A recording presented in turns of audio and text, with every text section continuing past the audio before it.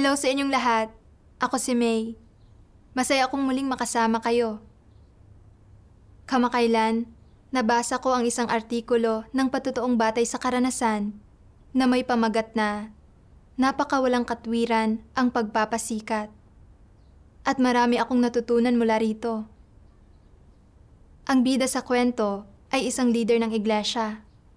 Upang hangaan ng iba, madalas siyang magpasikat. Ipinagmamalaki kung gaano karaming hirap ang tiniis niya sa pagtupad ng kanyang tungkulin at sinusubukang itago ang katotohanan ng kanyang katiwalian. Matapos mabasa ang mga salita ng Diyos, nagsimula siyang magnilay at sa wakas ay nagkaroon ng kaunting pagkaunawa sa kanyang sarili. Ano ang kalikasan na nagtutulak sa kanya na laging magpasikat? Anong landas ang kanyang tinatahak? Paano nga ba dapat isagawa ng isang tao ang pagdadakila at pagpapatotoo sa Diyos? Halina't sama-sama nating pakinggan ang kanyang karanasan.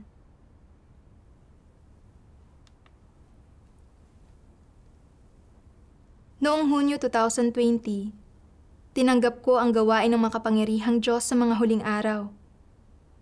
Umaasam ng mas maraming katotohanan, nagbabad ako sa kagalakan ng pagbabasa ng mga salita ng Diyos at sa panonood ng mga pelikula tungkol sa Ebanghelyo. Unti-unti, naunawaan ko ang maraming misteryo ng katotohanan tulad ng kwento sa likod ng Biblia, ang realidad ng katiwalian ni Satanas sa sangkatauhan, ang mga misteryo ng pagkakatawang tao at ng pangalan ng Diyos, ang gawain ng paghatol ng Diyos sa mga huling araw, at iba pa. Natutuhan ko rin na malapit nang magwakas ang gawain ng pagliligtas ng Diyos sa mga huling araw, na nagsimula na ang pinakamalalaking sakuna, at na ang pagtanggap ng gawain ng paghatol ng Diyos sa mga huling araw ang nag-iisang landas para maligtas at makapasok sa kaharian ng langit. Kaya naman, aktibo kong ipinalaganap ang Ebanghelyo at nagpatotoo sa Diyos para suklian ang kanyang pagmamahal. Kalaunan, sumulat ako ng isang artikulo ng patotoong batay sa karanasan tungkol sa kung paano ko tinanggap ang gawain ng makapangyarihang Diyos sa mga huling araw. Isang sister ang nagbasa nito at masaya niyang sinabi, "Kapatid, mayroon kang napakagaling na kakayahang umarok at malawak na kabatiran." Pagkarinig dito, nasihan ako ng kaunti sa sarili ko. Iniisip na napakahusay ng aking kakayahan.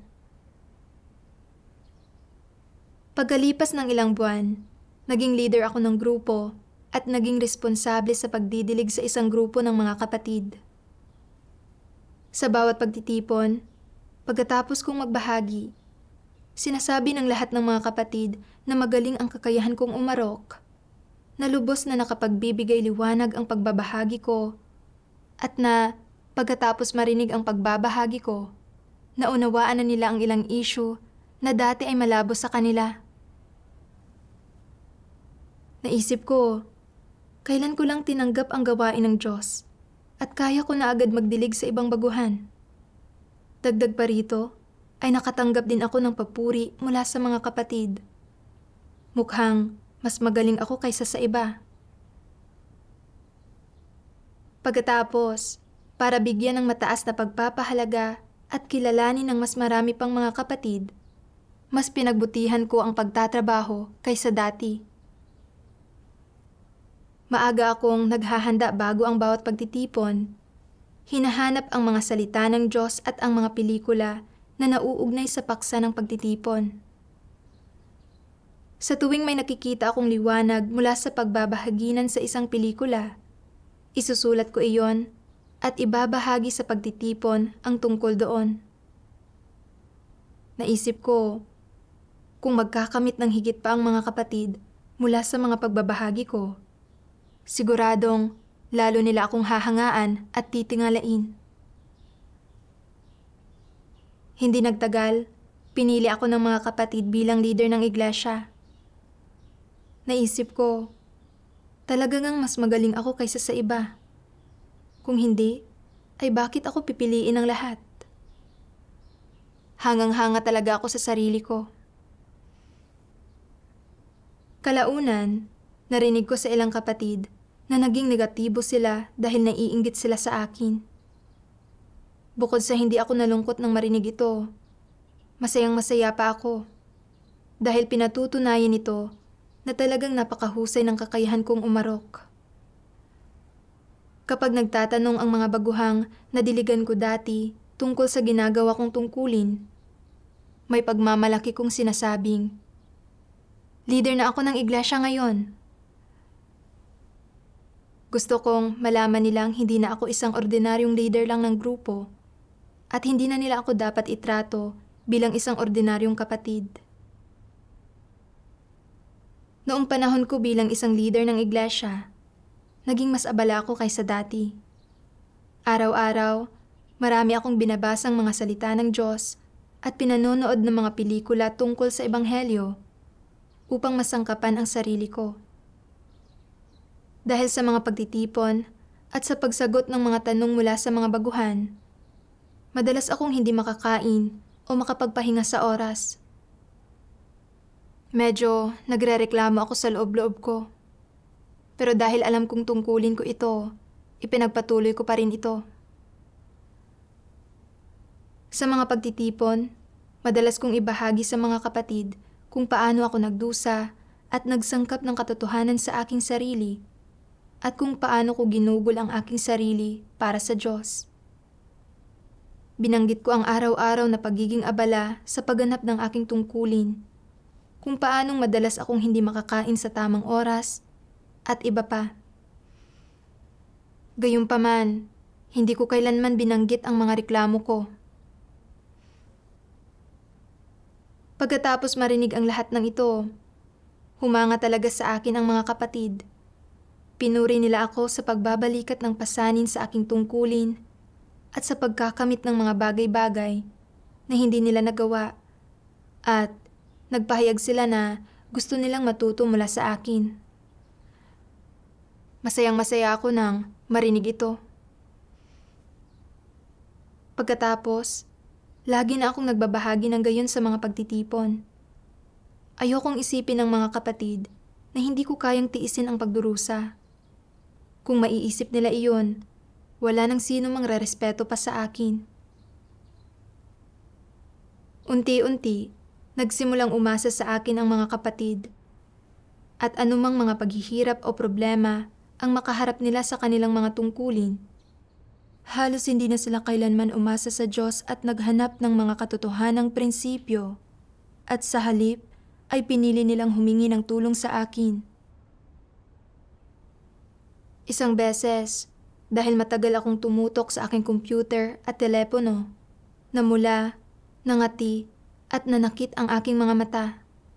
Mabilis na lumabo ang paningin ko at hindi ko makita ng malinaw ang mga bagay. May nagsabi sa akin na medyo malubha ang mga sintomas na ito at na kung hindi ako agad makapagpapagamot, posibleng mabulag ako. Nang mga oras na iyon, takot na takot ako. Medyo negatibo ako at nagreklamo ako. Iniisip ko na nagsumikap ako sa aking tungkulin. Bakit nakakuha pa rin ako ng ganitong sakit? Naapektuhan din ang aking tungkulin dahil sa problema ko sa aking mga mata. Kalaunan, may nagsabi sa akin tungkol sa isang natural na panlunas at tuluyang bumuti ang paningin ko.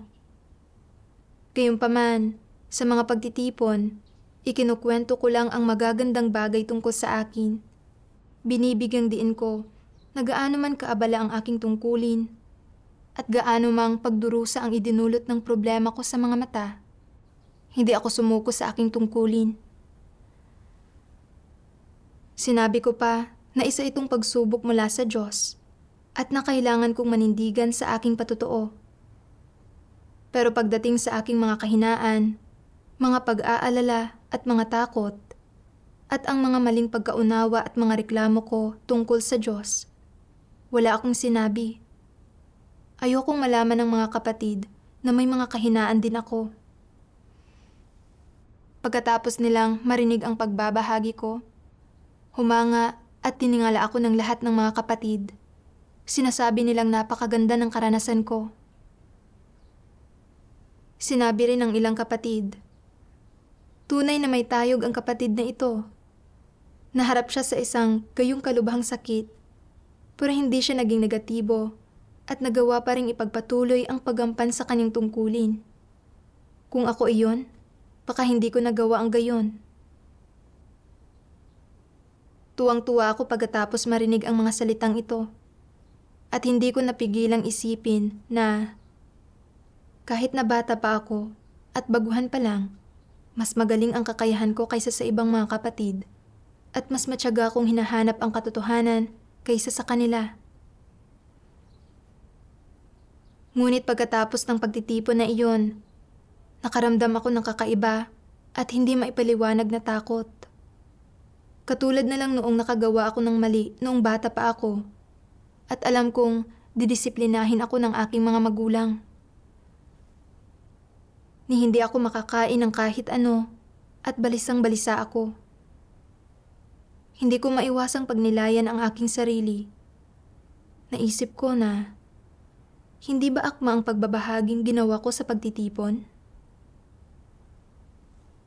Nang maisip ko kung paanong hindi ako nagbahagi ng tungkol sa tunay kong sarili sa pagtitipon, at kung paano ko itinago ang mga kahinaan ko, napagtanto kong mali ang aking layunin at nakaramdam ako ng labis na paninisi sa sarili. Kalaunan, nabasa ko ang isang sipi ng mga salita ng Diyos. Itinataas at pinapatotohanan ang kanilang sarili. Ibinibida ang mga sarili nila. Sinisikap na tingalain at sambahin sila ng mga tao. May kakayahan sa mga bagay na ito ang tiwaling sangkatauhan. Ganito ang likas na reaksyon ng mga tao kapag pinamamahalaan sila ng mga satanikong kalikasan nila. At karaniwan ito sa lahat ng tiwaling sangkatauhan. Paano karaniwang itinataas at pinapatotohanan ng mga tao ang kanilang sarili? Paano nila natatamo ang pakay na tingalain at sambahin sila ng mga tao? Nagpapatotoo sila sa kung gaano karaming gawain ang nagawa nila, kung gaano sila nagdusa, kung gaano nila ginugol ang mga sarili nila, at kung anong halaga ang binayaran nila. Ginagamit nila ang mga bagay na ito bilang kapital, kung saan itinataas nila ang mga sarili nila, na nagbibigay sa kanila ng mas mataas, mas matatag, mas ligtas na lugar sa pag-iisip ng mga tao, upang mas maraming tao ang magpapahalaga, titingala, hahanga, at gayon din ang sasamba, gagalang, at susunod sa kanila. Upang matamo ang layong ito, maraming bagay na ginagawa ang mga tao na nagpapatotoo sa Diyos sa panlabas, pero sa totoo lang ay nagtataas at nagpapatotoo sa kanilang sarili. Makatwiran bang kumilos ng ganoon? Lampas sila sa saklaw ng pagkamakatwiran at wala silang kahihiyan. Ibig sabihin, walang kahihiyan silang nagpapatotoo sa nagawa nila para sa Diyos at kung gaano sila nagdusa para sa Kanya. Ibinibida pa nga nila ang kanilang mga kaloob, mga talento, karanasan, mga natatanging kasanayan, malulupit na diskarte sa mga makamundong transaksyon, ang mga paraang ginagamit nila upang paglaruan ang mga tao at iba pa. Ang kaparaanan nila ng pagtataas at pagpapatotoo sa kanilang sarili ay upang ipangalandakan ang sarili nila at maliitin ang iba. Nagbabalat kayo at nagpapanggap din sila. Ikinukubli ang mga kahinaan, mga kakulangan, at mga kapintasan nila sa mga tao upang ang tanging nakikita ng mga ito ay ang kanilang luningning. Hindi man lamang sila nangangahas na sabihin sa ibang tao kapag nakararamdam sila ng pagkanegatibo. Salat sila sa tapang na magtapat at makipagbahaginan sa mga ito.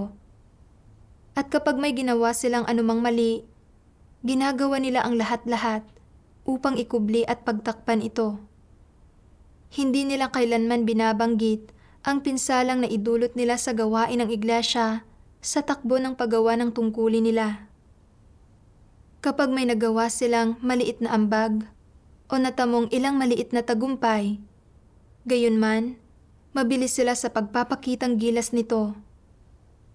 Hindi sila makapaghintay na ipaalam sa buong daigdig kung gaano sila may kakayahan, kung gaano kataas ang kakayahan nila, kung gaano sila katangi-tangi, at kung gaano sila mas magaling kaysa sa mga normal na tao. Hindi ba't isa itong paraan ng pagtataas at pagpapatotoo sa kanilang sarili? Pagkatapos basahin ang mga salita ng Diyos, nadama ko ang kabanalan at katuwiran ng Diyos. Siniyasat ng Diyos ang lahat ng bagay at isiniwalat ang lahat ng nakatago sa loob ko.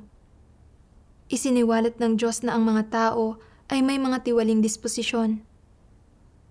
Kapag ginagawa nila ang kanilang mga tungkulin o ginagawa ang anumang bagay, hindi nila sinasadyang dakilain ang kanilang mga sarili at magpakitang gilas na may layuning maitatag ang kanilang katayuan at imahe sa puso ng iba at makamit ang mataas na pagtingin at pagsamba ng iba.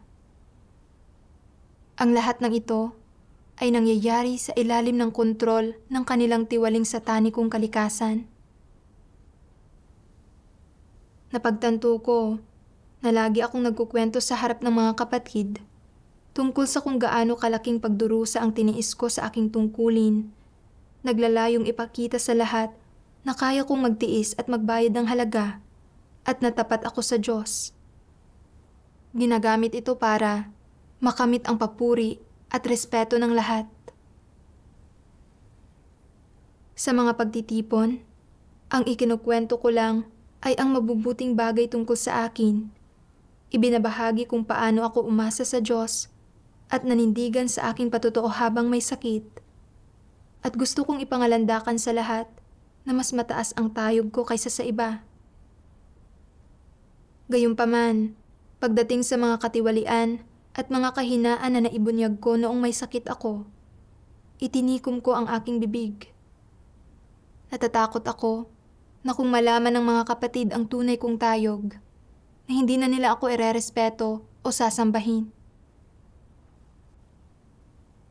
Dahil palagi kong dinadakila ang aking sarili at nagpapasikat, madalas lumapit sa akin ang mga kapatid na dala ang kanilang mga problema at paghihirap sa halip na maisip nila na manalangin at umasa sa Diyos. Nananampalataya ba talaga ako sa Diyos at ginagawa ang aking tungkulin? Hindi ba at inililigaw at binibitag ko ang mga tao? Pinili ako ng mga kapatid para maging isang leader, ngunit hindi ko dinakila ang Diyos o nagpatotoo man sa Kanya. Ni dinala sila sa harap Niya. Sa halip, hinayaan ko silang sumamba at umasa sa akin. Tunay akong kasuklam-suklam at kahiya-hiya. Dapat nga talagang kasuklaman ako ng Diyos. Nang mga sandaling iyon, naalala ko itong mga salita ng Diyos na nabasa ko noon. Sabi ng makapangyarihang Diyos, partikular na iniidolo ng ilang tao si Pablo. Gusto nilang lumabas at magbigay ng mga talumpati at gumawa. Gusto nilang dumadalo sa mga pagtitipon at mangaral. At gusto nila na pinakikinggan sila ng mga tao, sinasamba sila at pinalilibutan sila. Gusto nilang magkaroon ng puwang sa puso ng iba at natutuwa sila kapag pinahahalagahan ng iba ang larawang ipinakikita nila. Himayin natin ang kanilang kalikasan mula sa mga pag-uugaling ito. Ano ang kanilang likas na pagkatao? Kung ganito talaga silang kumilos, sapat na iyan upang ipakita na sila ay mayabang at palalo. Hindi talaga nila sinasamba ang Diyos. Naghahangad sila ng mas mataas na katayuan at nangangarap na magkaroon ng awtoridad sa iba, na ariin ang mga ito at magkaroon ng puwang sa puso ng mga ito. Ito ang klasikong larawan ni Satanas. Ang namumukod na mga aspekto ng kanilang kalikasan ay kayabangan at kapalaluan, ang pag-ayaw na sambahin ang Diyos, at ang pagnanais na sambahin ng iba. Ang gayong mga pag-uugali ay maaaring magbigay sa iyo ng napakalinaw na pagtingin sa kanilang kalikasan. Kung tunay mong nauunawaan ang katotohanan sa iyong puso, malalaman mo kung paano isagawa ang katotohanan at magpasakop sa Diyos, at natural na matatahak ang landas ng paghahangad ng katotohanan. Kung tama ang landas na tinatahak mo, at nakaayon ito sa mga layunin ng Diyos, hindi ka iiwanan ng gawain ng banal na espiritu. Kung magkagayon, ay mababawasan ng mababawasan ang pagkakataon mong pagtaksilan ang Diyos. Kung wala ang katotohanan, madaling gumawa ng masama at gagawin mo iyon kahit ayaw mo. Halimbawa, kung mayroon kang mapagmataas at palalo na disposisyon, walang kaibahan kung sabihan kang huwag kalabanin ang Diyos. Hindi mo mapigilan ang sarili mo. Hindi ito sakop ng kontrol mo. Hindi mo gagawin ito ng sadya. Gagawin mo ito dahil nangingibabaw ang iyong kalikasan na pagmamataas at kapalaluan. Dahil sa iyong pagmamataas at kapalaluan, hahamakin mo ang Diyos at hindi mo siya bibigyan ng halaga. Magiging dahilan ang mga ito para itaas mo ang iyong sarili, palaging ibandera ang iyong sarili. Magiging dahilan ang mga ito para hamakin mo ang iba, para wala nang matira sa puso mo, kundi ang sarili mo. Nanakawin ng mga ito ang puwang ng Diyos sa puso mo, at sa huli ay magiging sanhi ang mga ito para ilagay mo ang iyong sarili sa pwesto ng Diyos at hingin sa mga tao na magpasakop sila sa iyo, at magiging dahilan para igalang mo ang sarili mong mga kaisipan, ideya, at kuro-kuro bilang katotohanan. Napakaraming kasamaan ang ginagawa ng mga tao dahil nangingibabaw ang kanilang mapagmataas at palalong kalikasan.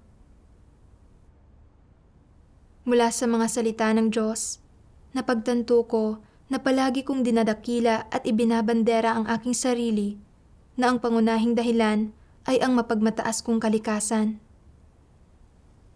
Dahil sa likas kong kayabangan at kapalaluan, walang lugar sa puso ko para sa Diyos at minaliit ko ang iba. Mahilig akong magpasikat at magmalaki ng aking sarili sa harap ng mga tao. Hinahangad ang paghanga at papuri nila. Bunsod ng likas kong kayabangan, hindi ako handang magtrabaho ng hindi nalalaman ng iba at gumawa ng mga bagay-bagay ng may pagpapakumbaba. Gusto ko palaging mamukod tangi sa madla. Hindi ba't tinatahak ko ang parehong landas ng paglaban sa Diyos na ginawa ni Pablo? Noong nangaral siya at gumawa para sa Panginoon, sumulat ng maraming liham si Pablo sa mga iglesia ng panahong iyon. Madalas na itinataas niya ang kanyang sarili at nagpapatotoo tungkol sa pagdurusa niya at sa paggugol niya ng sarili para sa Panginoon, na nagbunsod sa maraming tao para sambahin at tingalain siya. Kahit na labis na nagdusa si Pablo habang nangangaral at gumagawa, hindi siya kailanman nagpatotoo sa mga salita ng Panginoon at hindi siya nagdala ng mga mananampalataya sa harapan ng Panginoon. Sa halip, dinala niya ang mga ito sa kanya. Hindi niya kailanman pinagnilayan ang sarili niyang mga ambisyon at motibo. Inakala pa ngang marami siyang tinalikdan at ginugol para sa Diyos at naniwalang ilalaan para sa kanya ang korona ng katuwiran. Sa huli, nagpatotoo pa siya na para sa kanya, ang mabuhay ay si Kristo. Pinasusunod ang iba sa kanyang halimbawa. Napakayabang ng kalikasan ni Pablo. At sa huli, pinarusahan siya ng Diyos dahil sa malubhang pagsalungat sa disposisyon ng Diyos. Kung ihahambing ko ito sa sarili kong pag-uugali, nakita kong palagi ko ring itinataas ang aking sarili at nagpapasikat ako sa aking tungkulin. Ipinapakita sa mga kapatid na mas magaling ako kaysa sa kanila sa lahat ng paraan para makamit ko ang paghanga at pagsamba nila. Nang mataas na ang pagtingin sa akin ng lahat ng mga kapatid at pinupuri nila ako dahil sa mahusay kong kakayahan at sa abilidad kong magdusa at magbayad ng halaga sa aking tungkulin, bukod sa hindi ako nakaramdam ng takot o nagnilay sa aking sarili, natuwa pa ako rito at nasiyahan sa aking sarili. Tunay ngang likas akong mayabang at palalo. Wala ni katiting na bakas ng isang may takot sa Diyos na puso. Sa lahat ng ginawa ko, pagsangkap man sa aking sarili ng mga salita ng Diyos para sagutin ang tanong ng mga kapatid, o pagbabahagi ng mga karanasan ko sa mga pagtitipon, ang layunin at motibo ko ay hindi ang paghahangad na maunawaan ang katotohanan, mahusay na paggawa ng aking tungkulin, o taos-pusong pagtulong sa iba. Sa halip, ang lahat ng ito ay para magtayo ng matayog na imahe sa puso ng mga tao at matamo ang paghanga nila. Ito ay paghihimagsik at paglaban sa Diyos. Bilang isang leader ng iglesia, dapat kong dakilain ang Diyos at magpatotoo sa Diyos at tulungan ang mga kapatid na maunawaan ang katotohanan at ang mga layunin ng Diyos para makalapit sila sa harapan ng Diyos, umasa sa Kanya at humanga sa Kanya. Gayunpaman, palagi akong nagpapasikat at nagbabandera ng aking sarili na nagresulta ng kawalan ng lugar para sa Diyos sa puso ng mga kapatid, ngunit may lugar naman para sa akin. Umasa at sumamba sila sa akin sa lahat ng kanilang ginagawa. Tunay nga akong napakayabang na nawala na ako ng lahat ng katwiran. Kahit na sa panlabas ay ginawa ko ang aking tungkulin, sa realidad, ang ginagawa ko lang ay ipahamak ang mga kapatid. Inaakay ko sila palayo sa Diyos at patungo sa pagsamba sa mga tao. Pagsalungat sa disposisyon ng Diyos ang kalikasan ng mga kilos ko. Tinatahak ko ang landas ng paglaban sa Diyos. Kung hindi ako nagsisi, tiyak na parurusahan at isusumpa ako ng Diyos tulad ni Pablo. Natakot ako nang mapag-isip-isip ko ito. Napagtanto ko na kung hindi pa rin ako magsisisi, mawawala sa akin ang gawain ng banal na espiritu. Mahuhulog ako sa kadiliman at itataboy at ititiwalag ako ng Diyos. Nanalangin ako sa Diyos. Diyos ko, likas akong napakayabang at wala akong isang pusong may takot sa iyo. Lagi akong nagpapasikat sa harapan ng ibang tao, kaya labis mo akong kinasusuklaman. Ayoko nang magpatuloy pa sa ganito. Pakiusap, tulungan mo ako. Handa akong magsagawa ayon sa iyong mga hinihingi. Pagkatapos niyon, nabasa ko ang mga salita ng Diyos na nagsasabing, "Huwag mong isipin na nauunawaan mo ang lahat. Sinasabi ko sa iyo na hindi sapat ang lahat ng nakita at naranasan mo para maunawaan mo kahit ang 1,000 ng aking plano ng pamamahala. Kung gayon, ay bakit napakayabang mong kumilos? Ang katiting na talento at kaunting kaalaman mo ay hindi sapat para gamitin ni Jesus kahit sa 1 segundo lamang ng kanyang gawain. Gaano ba talaga karami ang karanasang taglay mo?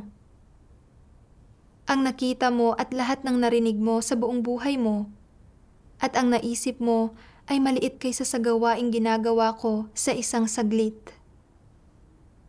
Ang pinakamabuti ay huwag kang mamintas at maghanap ng mali.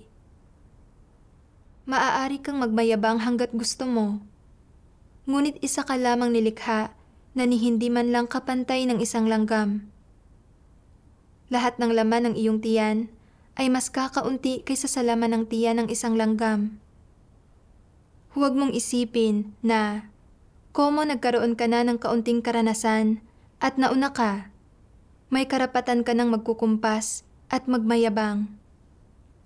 Hindi ba ang iyong karanasan at pagkauna sa tungkulin ay bunga ng mga salitang nabigkas ko? Naniniwala ka ba na kapalit ang mga iyon ng sarili mong pagsisikap at pagpapagod? Sa pag-iisip-isip ko sa mga salita ng Diyos, nakaramdam ako ng hiya. Hindi pa nagtatagal mula noong tanggapin ko ang gawain ng Diyos sa mga huling araw at medyo masigasig ako sa tungkulin ko.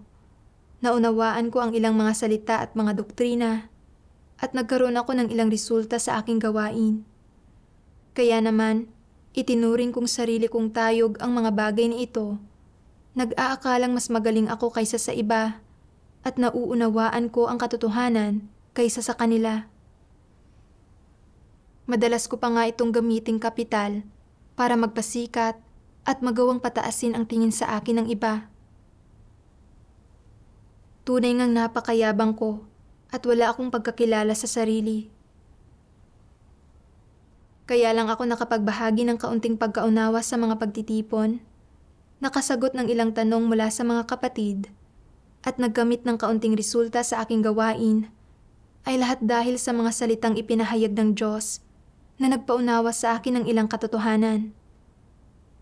Kung hindi dahil sa gawain ng Diyos sa mga huling araw, sa mga katotohanan na ipinahayag ng Diyos, at sa pagbibigay liwanag at pagtatanglaw ng banal na Espiritu, kailanman ay hindi ko magagawang maunawaan ang katotohanan.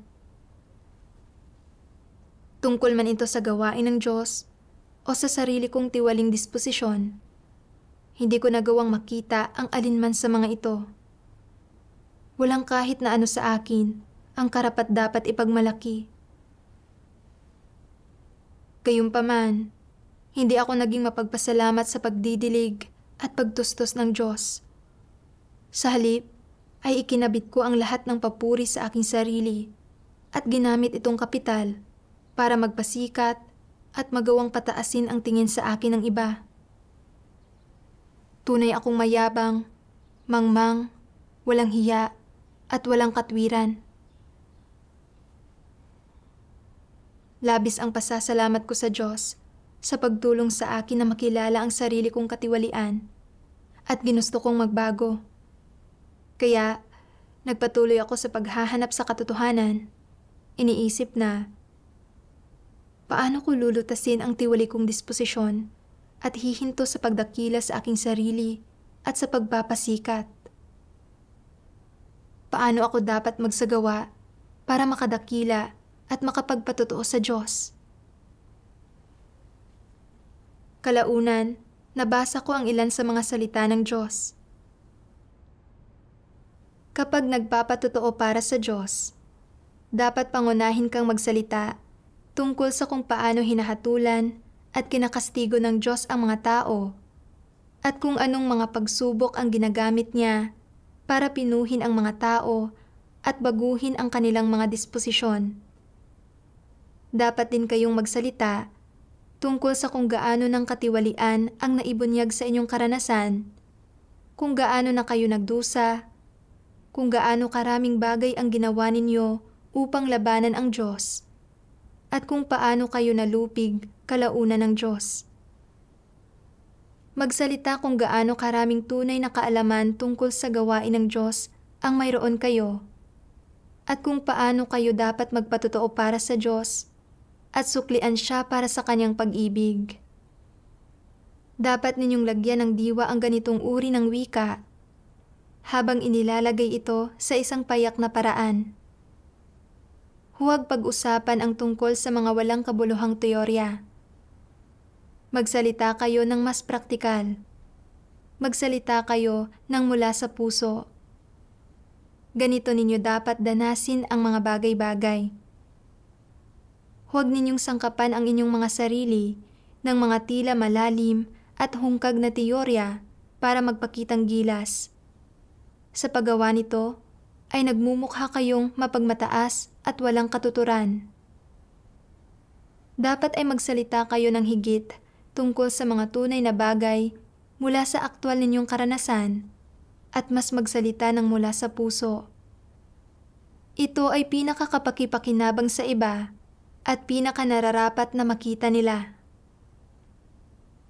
Una, para maunawaan ng isang tao ang mga problema at mahimay at mailantad niya ang sarili niya sa isang kinakailangang antas, dapat siyang magkaroon ng isang matapat na puso at taimtim na saloobin, at kailangan niyang sabihin kung ano ang nauunawaan niya sa mga suliranin sa disposisyon niya. Ikalawa, kung sakaling nararamdaman ng isang tao na malubha ang disposisyon niya, dapat niyang sabihin sa lahat. Kung muli akong maghayag ng ganitong tiwaling disposisyon, huwag kayong mag-alangan na abisuhan ako at napungusan ako. Kung hindi ko ito matanggap, huwag ninyo akong sukuan. Napakalala ng bahaging ito ng aking tiwaling disposisyon at kailangan ko ang katotohanan na maibahagi ng maraming beses para mailantad ako. Malugod kong tinatanggap na mapungusan ng lahat at umaasa ako na babantayan ako ng lahat, tutulungan ako, at pipigilan ako upang hindi maligaw ng landas. Ano ang ganyang saloobin? Ito ang saloobing tumatanggap sa katotohanan.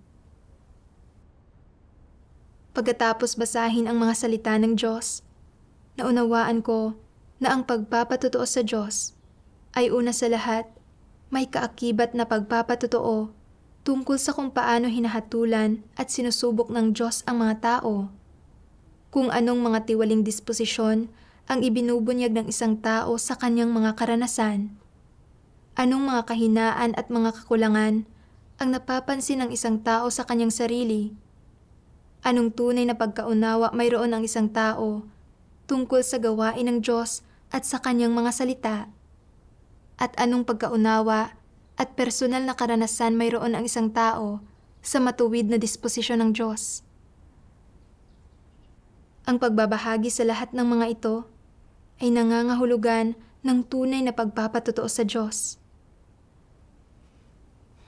Para naman sa akin, ang layunin ko sa pagbabahagi sa mga pagtitipon ay para tumaas ang tingin sa akin ng ibang tao at sambahin nila ako. Ang ikinuwento ko lang ay ang panig ng pagiging mabuti at maagap ko. Bihira kong banggitin ang mga kahinaan at mga katiwalian na isiniwalat ko. Pagtataas ito ng sarili at pagpapasikat na kinasusuklaman at kinamumuhian ng Diyos. Dapat akong maging isang matapat na tao, maging bukas tungkol sa aking mga katiwalian at sabihin ang tunay kong mga iniisip. Hayaan ang ibang tao na makita ang tunay na ako habang tinatanggap din ang pangangasiwa at pagtulong ng mga kapatid. Gayon ako dapat magsagawa. Pagkatapos niyon, sa mga pagtitipon, nagtapat ako sa mga kapatid tungkol sa kung paano ako nagpasikat at nagpatotoo sa aking sarili, ang kasuklam-suklam na layunin na nasa puso ko at ang mga katiwalian na isiniwalat ko. Sinabi ko rin sa kanila na maging ako ay may mga kahinaan at pagkanegatibo at na hindi na nila ako dapat tingnan ng mataas o sambahin. Pagkatapos kong magbahagi ng gayon, gumaan ang pakiramdam ko at napanatag ako ng husto. Pagkatapos marinig ang tungkol sa mga karanasan ko, may ilang kapatid na nagsabing nagkaroon din sila ng kaunting pagkaunawa tungkol sa sarili nilang mga katiwalian. Kalaunan, hindi na sumasamba o umaasa sa akin ang mga kapatid gaya ng dati. At kahit na paminsan-minsan, ay pinupuri pa rin ng ilang tao ang mga pagbabahagi ko. Hindi na ako naaapektuhan ng kanilang mga salita. Mula noon, nananalangin ako sa Diyos bago ang halos bawat pagtitipon. Makapangyarihang Diyos, Ikaw ang nag-iisang dapat na purihin. Isa lang akong tiwaling tao. Kailangan kong ibukas ang aking sarili at sabihin ang tunay kong mga iniisip. Pakiusap, siyasatin mo ang aking puso upang ang mga salita at kilos ko ay hindi para magpasikat, kundi para magpatotoo sa iyo. Kaya naman, sa bawat pagtitipon, nakatuon ako sa pagninilay-nilay ng mga salita ng Diyos at pagbabahagi ng aking pagkaunawa at ng kakayahan na arukin ang mga ito. Madalas din na ibinubukas ko ang aking sarili at inilalantad ang aking mga tiwaling disposisyon. Bukod dito, sinabi ko sa mga kapatid na pangasiwaan ako at na kung makita nilang nagpapanggap ako, pwede nila akong ilantad at pungusan. Tinutulungan akong maunawaan ang mga katiwalian ko at makawala sa kontrol ng mga tiwaling disposisyon na ito. Akala ko dati ay hindi mahusay magbahagi ang ibang tao at kailanman ay hindi ako nakinig ng mabuti sa mga pagbabahagi nila. Ngunit ngayon ay binibigyang pansin ko ang mga kapatid sa tuwing tinatalakay nila ang kanilang mga karanasan at pagkaunawa. Kapag may kaliwanagan mula sa banal na espiritu, isinusulat ko ito at marami akong matututuhan mula sa mga karanasan ng mga kapatid. Nagagawa ko lang magsagawa ng mga bagay na ito ngayon nang dahil sa paghatol, pagsiwalat, pagbibigay liwanag, at pagtanglaw ng mga salita ng Diyos. Salamat sa patnubay ng Diyos. Iyan lamang para sa artikulo natin ngayon. Maraming salamat sa inyong panonood at magkita-kita tayong muli sa susunod. Paalam!